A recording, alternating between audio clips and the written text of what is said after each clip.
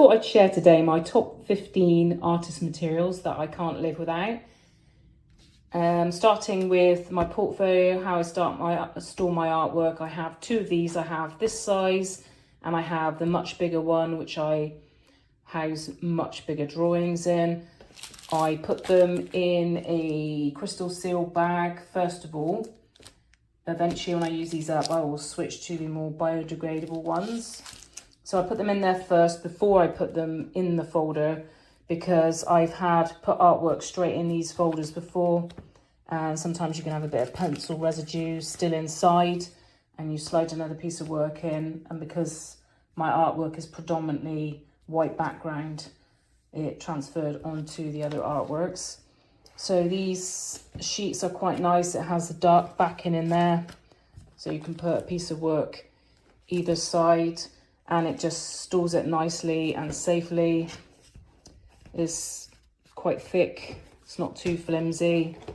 My last folder that I had, I moved to Canada and it was so massive that I ended up, couldn't take it on the aeroplane with me, couldn't pack it in a suitcase, so I sent it in a container and it ended up all the way in Japan, so I had to wait another month or two for it to come back to Canada. So I've switched to portfolios that I can put into a suitcase or storage quite easily and take with me, because I don't want to lose my art again.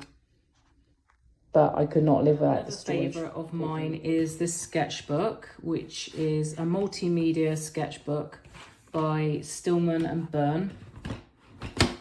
This sketchbook I use, I've done another video on this, how I use my sketchbook. I don't go through doing loads of sketches and that kind of thing so much. I just like to get on with the work, or, you know, if I do sketch something, it's, you know, like a little thumbnail sketch of what I'm going to be doing. And then I put the palette and all the details on there, and then each day I'll just put how many hours I've done and then put it back up on my Scotch board until the next day. But yeah, this sketchbook is really good and it's my favourite one I've found so far. You couldn't be a coloured pencil artist without paper, and I use the Fabriano Atistico extra white 100% cotton hot press paper. There's two different sorts, the 300 GSM and the 640 GSM. That's the weight of the paper. So this is a lighter, thinner paper, and the 640 GSM is more like card, spongier. This is the one I use mostly. Has a nice feel to it, and you can build up way more layers on this than you can on this, and it gives a more softer look to your artwork. I have done a video on comparing the two differences between them.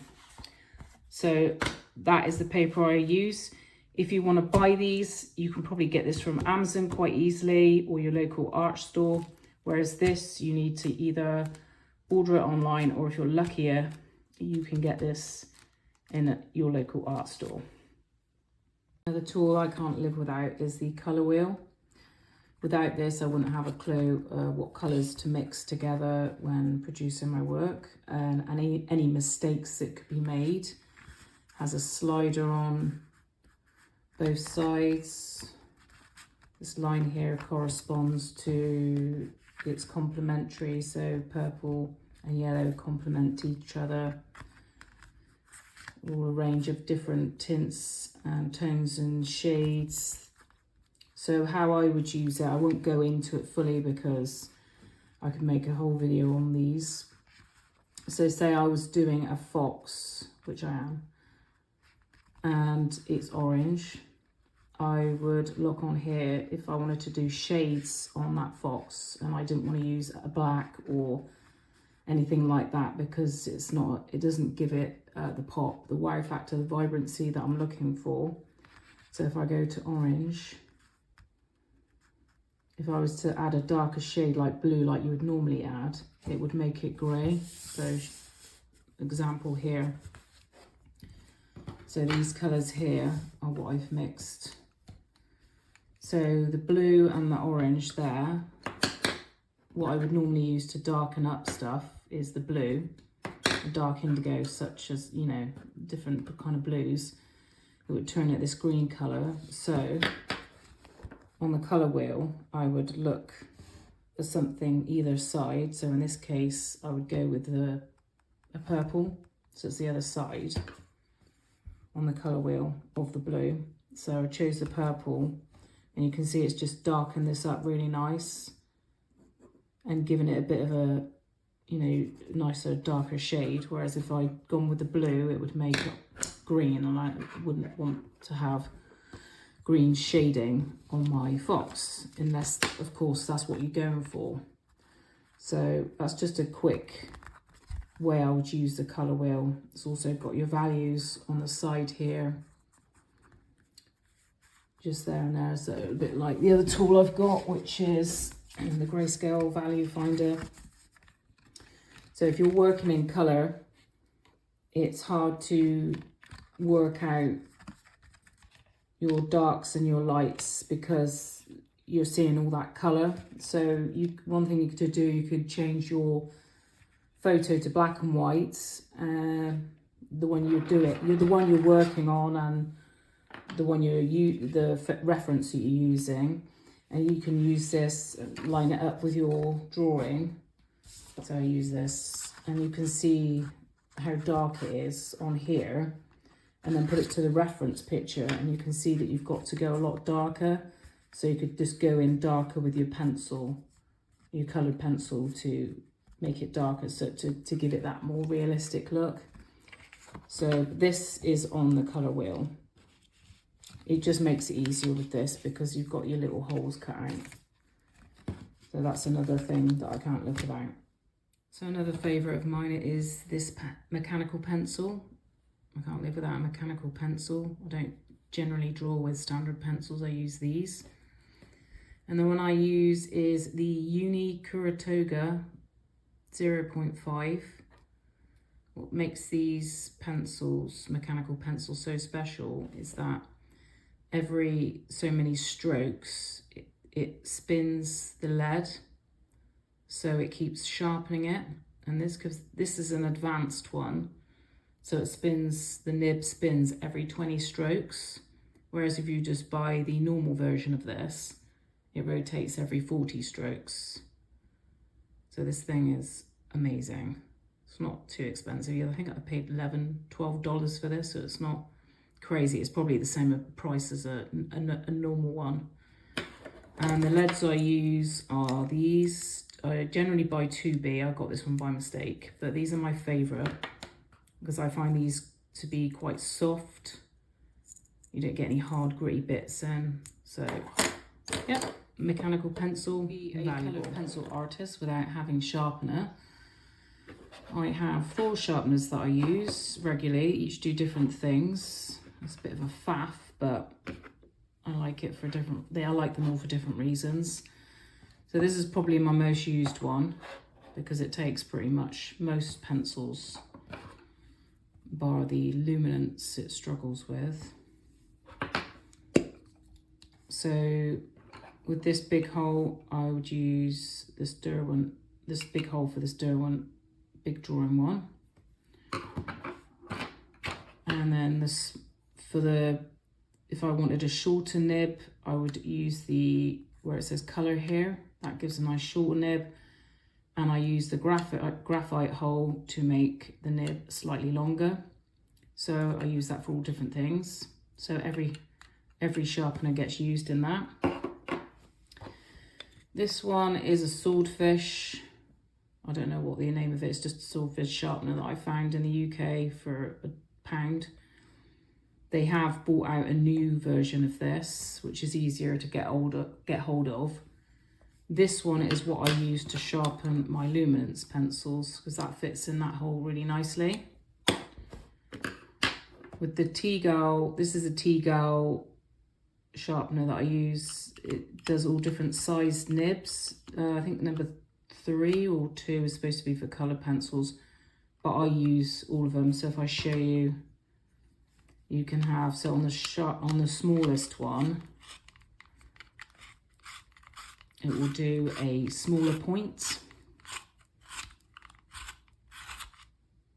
like that, like a bit like a eye makeup pencil. And so you can turn it all the way around to 5. And with this, I bought a clear one so I can see when it's full up and I can empty it. And also it does make a little shaving mess on the, it seeps out the side, which is irritating. I've got a sharpener video that explains more in depth about these sharpeners that I use. So if you see the difference between the two, that's a lot longer nib compared to that one. And I use all of those basically. And my small one here is what I use for when I use an extender, which I'll talk about later. Why I can't live without an extender, but it wants the, if I get a pencil quickly, show you.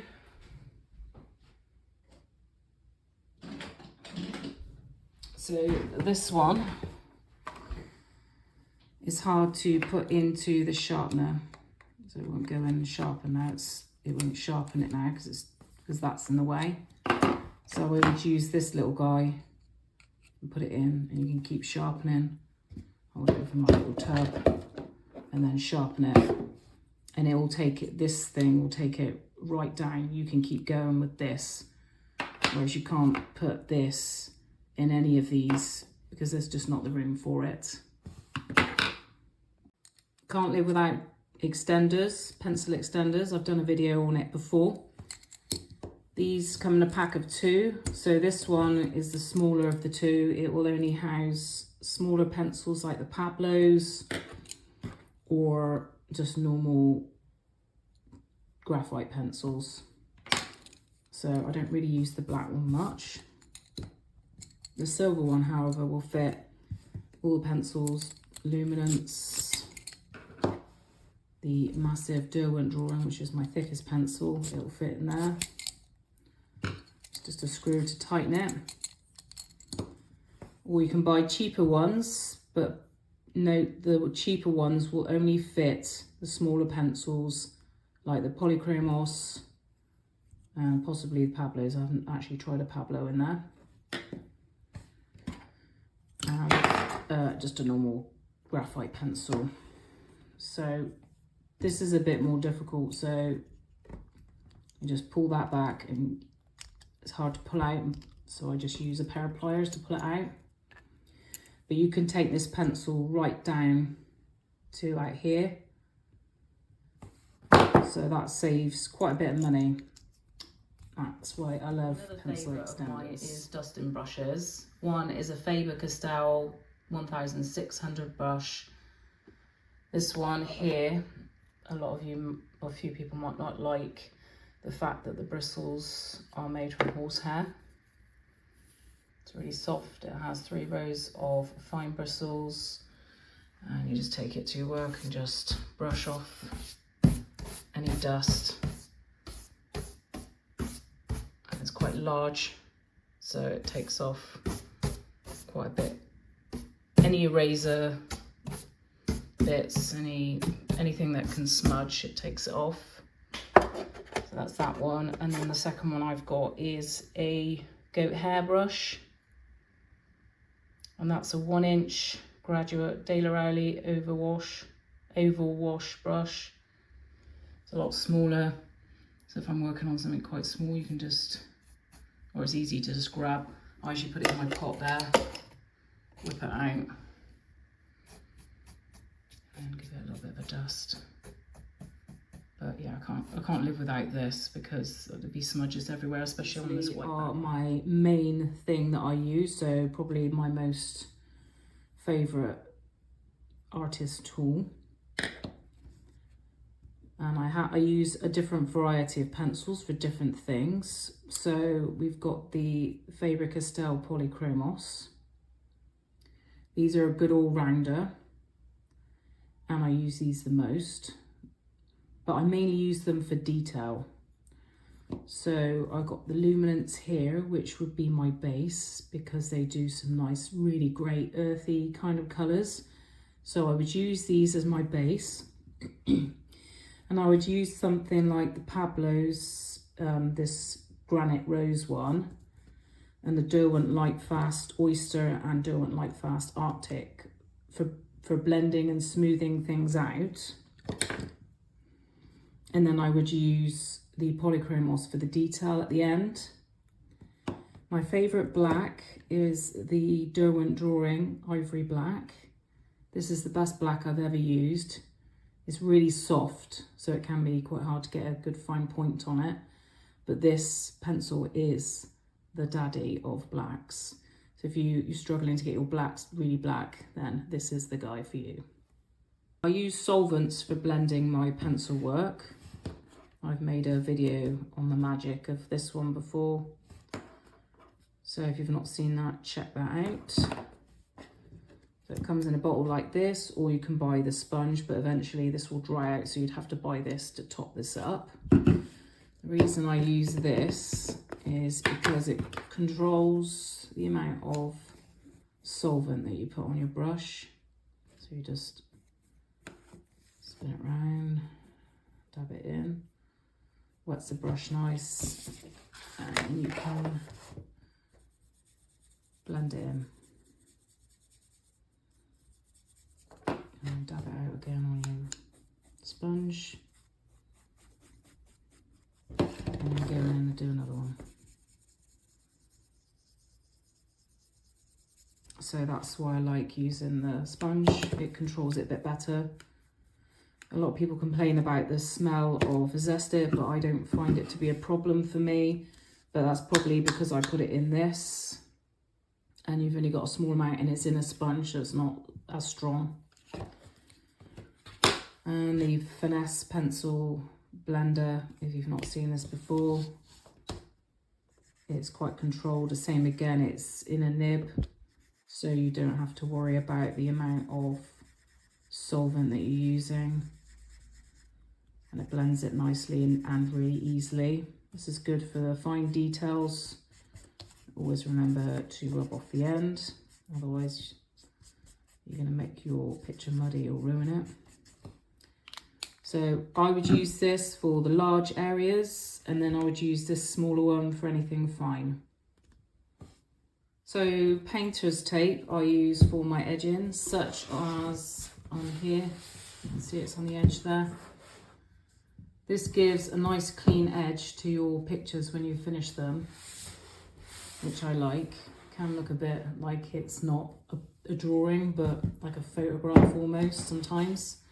But I like the clean look of it when you peel it off. So I just done a crude little bit here just to show you.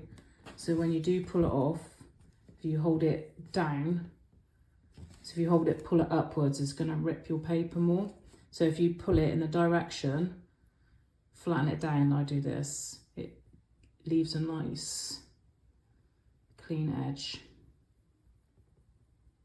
Just looks professional, tidy. And it's easier as well. So if you're drawing up to that line, you don't have to worry about making a mess around the edge. So it makes your life easier, saves time. So the one I buy is the Scotch Blue Sharp Lines. It's used for, it's masking tape used for doing wallpaper, not wallpaper, sorry, painting houses and stuff. But I find this to be the least tackiest, so it doesn't leave loads of residue all over your paper when you finish with it. Another tool I can't live without is the slice tool, which has a ceramic blade, so you can rub it with your hands and it won't cut your hands or anything like that.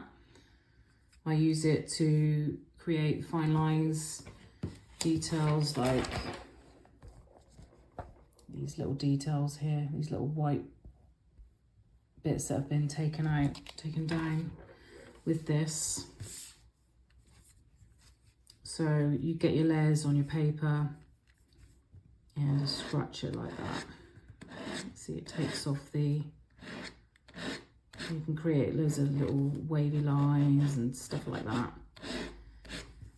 Tends to work best if you have, say, like a nice waxier pencil underneath, like a luminance light colour, and then maybe go over the top with Polychromos, but generally it works with the more layers you've got, it won't work so well if you're using something like Zest, you know, like one of solvents and that kind of thing. Well, it will, as long as you've got quite a few layers, it should still work. But this is one of my favourite tools to use. My next favourite tool is an indenting tool. I have done a whole video explaining the benefits of indenting and the techniques you can use with it. But just a quick go over on this paper just to show you how it works. Why I can't live without it. So this is just a plain graphite. I would normally use coloured pencils, but if you're a graphite artist, just indent the paper and then just go over it with your pencil, and it shows up the marks, and you can do it for whiskers, for strands of hair and all that kind of thing. That's why this tool is invaluable to me. An artist can't live without their erasers. In the UK we call them rubbers. It's very hard for me not to call them rubbers, but I have to do that because we live in Canada and they call it razor here, and I don't want my son to get in trouble at school. So erasers, I've got 4 different ones that I use. All serve a different purpose. I've made a video on the magic of this guy. So if I just show you this one first, this is my favourite one. If I make any mistakes, it's very quick for me to just rub this out because it's an electric eraser. So if I, you know, make a tiny little dot somewhere that I'm not happy with, I'll just spin it around and just get rid of it. Like tidy up the edge or what have you, and that gets rid of that edge. Or you can do fine lines and things like that. It's great for those different effects. You can sharpen the end, which I've also shown in my video. Make a fine point with it. Finer point, I'm just showing you quickly. And you can do little dots with it. So it's good for doing little dots and that kind of thing. So that has many uses. So that one, and then I've got my kneadable Faber-Castell eraser. And get it out of its box. Okay. So this is great for softening up. If you just want to glide it over and take some pencil off. Keep smooshing it. And then, or dabbing it, that kind of thing. Indispensable that thing is. And then I got 2 Mono Zero Tombow erasers. So I've got one with a more squared edge.